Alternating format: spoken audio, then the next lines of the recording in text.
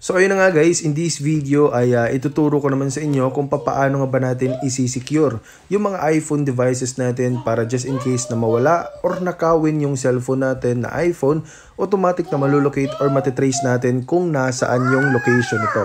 Okay? So, syempre guys, kung bago ka pa lang sa channel na to at gusto mo ng mga ganitong klaseng content, please don't forget to hit the like, subscribe at ang notification bell.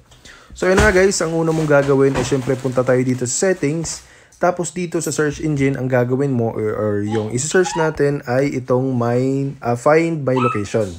So yun guys, pindutin lang natin itong find my location. So dito makikita natin yung sa akin naka-on na. Okay? So ayan, pindutin mo lang yan. So dapat naka-on siya guys. Okay? So dito guys, hindi ko siya matu-turn off kasi kapag ito turn off ko siya, kailangang i-enter yung password. Okay? So hindi dapat siya masama dito sa screen recorder.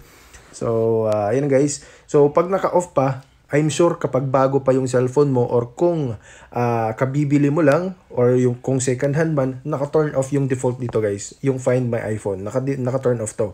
So, i-turn on mo lang siya, pati itong Find My Network tsaka Send Last Location. So, makikita na nyo naman yung meaning kung ano ibig sabihin ng Find My Network tsaka Send Last Location. Ayan, automatic na magsisend ng location ito. Tsaka yung Find My Network, participating in the Find My Network lets you locate this iPhone even when it's offline. So kahit offline, makikita mo pa rin or malulocate mo pa rin yung cellphone mo kahit naka-offline siya. Okay? Kung nasaan yung current location. Ito namang Send Last Location guys is kung saan yung pinaka-last na location na sinend dun sa pinaka-server ni iPhone or sa cloud. So, matitrace kung nasaan yung iPhone mo. Okay? So, dapat mo itong piliin. So, ang tanong, paano nga ba iti-trace just in case or kapag na-turn on na natin to tapos ninakaw or nawala yung iPhone natin. So, napakasimple lang guys. Pumunta lang kayo, gumamit lang kayo ng laptop or cellphone or iPhone. Tapos, punta kayo sa Google.